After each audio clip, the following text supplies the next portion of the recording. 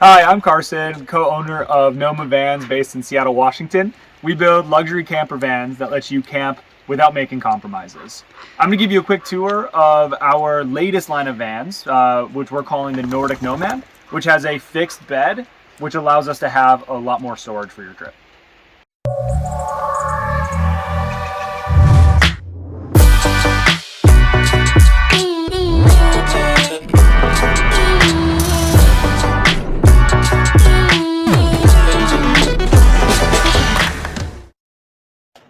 This is our kitchen. In our kitchen, we have a 2-burner induction stove. Underneath the induction stove, we have all of our pots and pans and plates, cups, coffee mugs, pretty much anything you need to enjoy the kitchen. To use the induction stove, there's a switch on this control panel that you hit. And what you'll hear after about 10 seconds is a beep, and that lets you know that the main power has been turned on. You need to use that inverter for whenever you're using the stove, the water heater, or the outlets. Pretty much everything over here is when you need to turn that inverter on. Once the inverter turns on, you turn the stove on. You choose the burner that you're using, and then you hit the plus or minus, and you can set your temperature. It ranges from 1 to 10. But we typically recommend setting on 5 because the induction burner is really fast and efficient and will boil water in about a minute, even at the level of 5. Below this drawer, we have a second drawer, which is perfect for pantry items.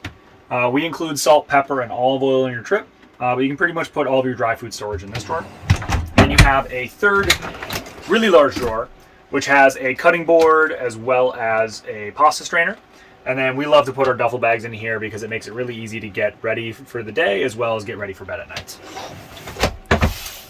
And over here we have a full-size countertop height fridge. It's a 130-liter fridge, and it stores pretty much enough food for a full week of travel, as well as my wife's favorite feature, which includes a freezer for all of our ice cream. This is our full-size kitchen sink. It's pretty much the same as you'd see in a home. The only difference is that to turn on the water, you hit this water pressure switch right here. That turns on the pump at the back and pumps water to the sink as well as the shower. To run the water, you use this lever, you pull it forward for hot, back for cold, and then we also have a spray function and your regular function.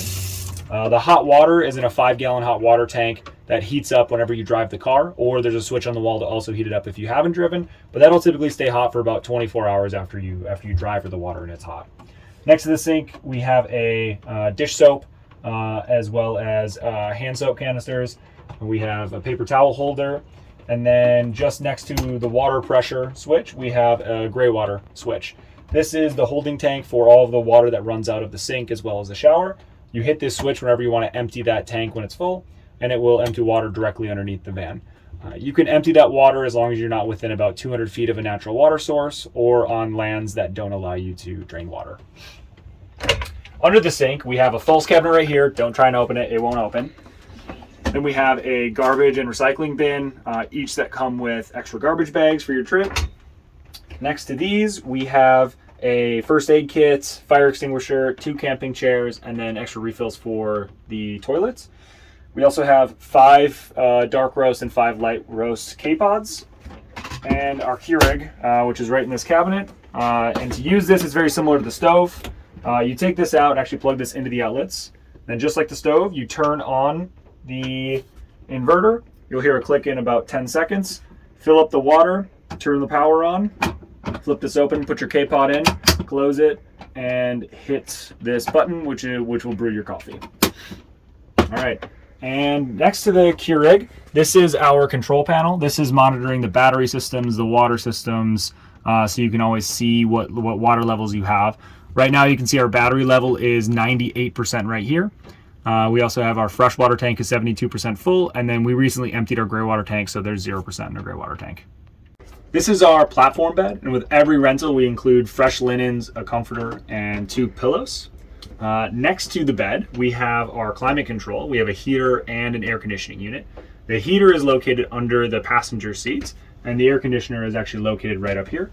To turn the heat on, you hit the power button right here. It's in the top right of this gauge. You can set your temperature to whatever temperature you want it to be, and the heater will get the van up to that temperature. To turn it off, you hit this power button and it will turn off. It might take a minute or so to turn off.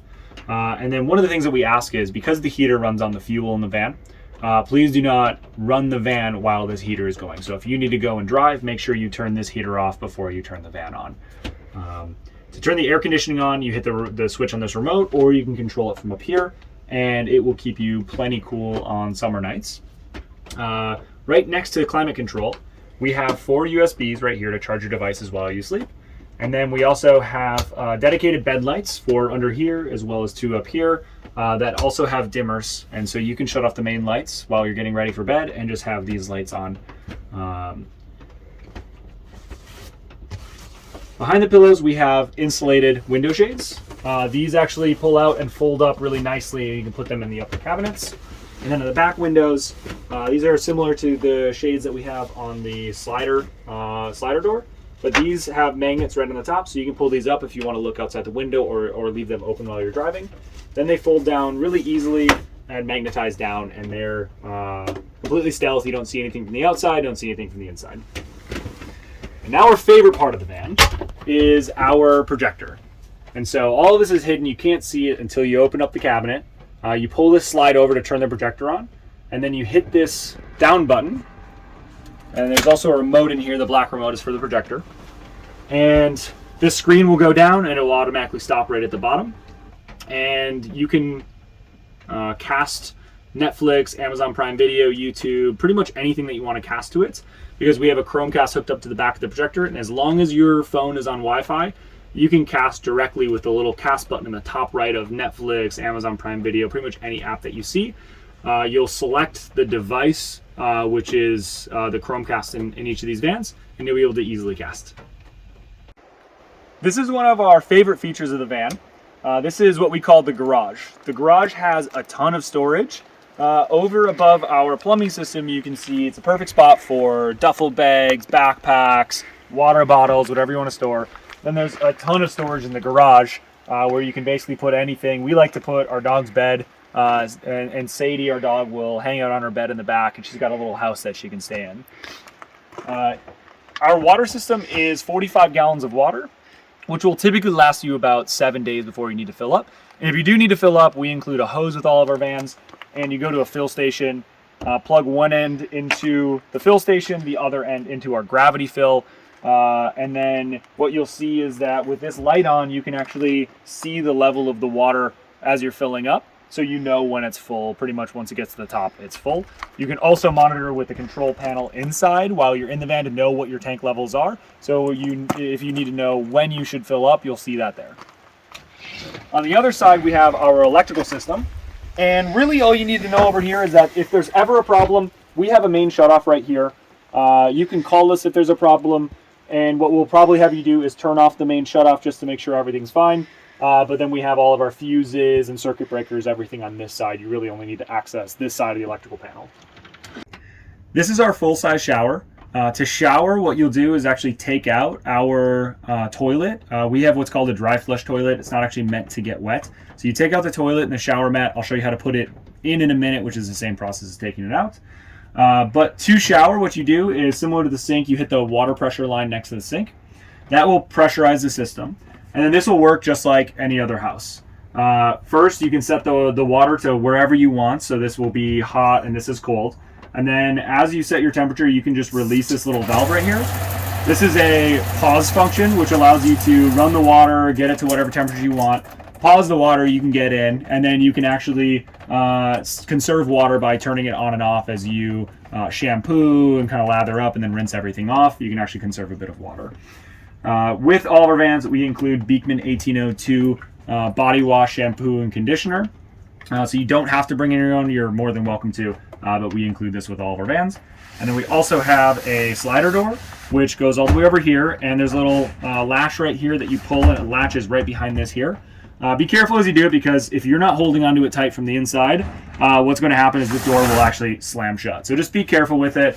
But as this retracts, it actually squeegees off the water, and the water runs back into the shower. Now I'm going to show you how to put the toilet back in the shower, as well as show you how the toilet works.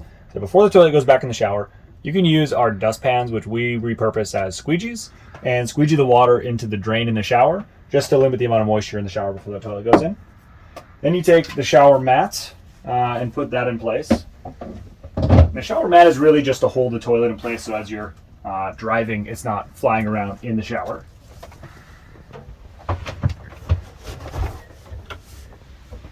And then to show you how the toilet works,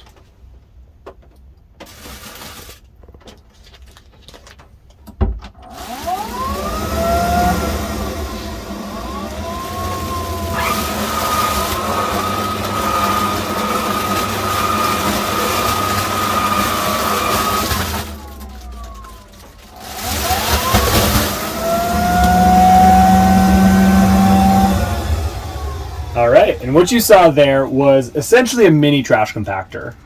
And we've done our fair share of research on toilets, and this is by far our favorite. It is extremely clean, awesome to use, it locks in the odors, you don't smell anything. You could leave the van in 100-degree weather in the summer, you could walk back in and it'd be totally fine. So we're really happy with this toilet. With every cartridge, you get about 17 flushes.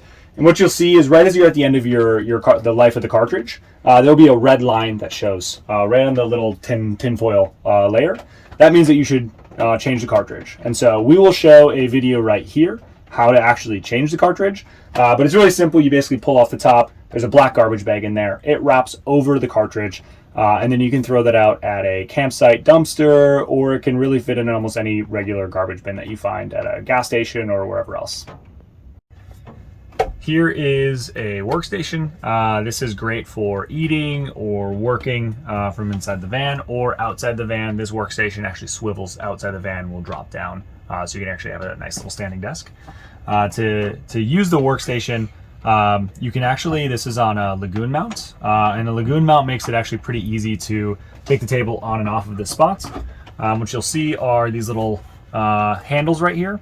To tighten it, you go clockwise. To loosen it, you go counterclockwise. And then what you'll see is that this handle actually, there's like a little, almost like a little button here. You can push this and the handle will not tighten or loosen, but kind of swivel around so that you can get a better position and continue to tighten or loosen.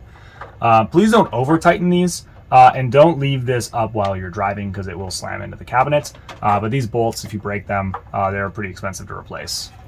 This table pretty easily will slide behind the shower into a cleat that we built. And so that will drop in place. Again, be careful with it. It should just drop right in place. And we'll actually share a photo of what that looks like. It's kind of hard to see on video, and so you should see that in place. And then this right here, you can either just loosen this and it will drop right to the ground, or there's a mounting point on the back of it. This is honestly probably easy enough. This seat, as you can see, swivels. There is a red switch right here. You push this little red lever down and the seat will swivel. When it's in the front position, you push it down and it will swivel off. Otherwise, it will just constantly swivel until it gets back in place. So before you go out and drive, make sure that this seat is swiveled all the way around and you'll hear a click. That means that it's locked in place and it's safe to drive. All right, now I'm going to show you the window shades. So these window shades, we store them up here or up there. The side window shades will just fold or just unfold, and you can push them up into the window itself. And then the front shades, we just kind of push up into the window and then tuck behind the window shades.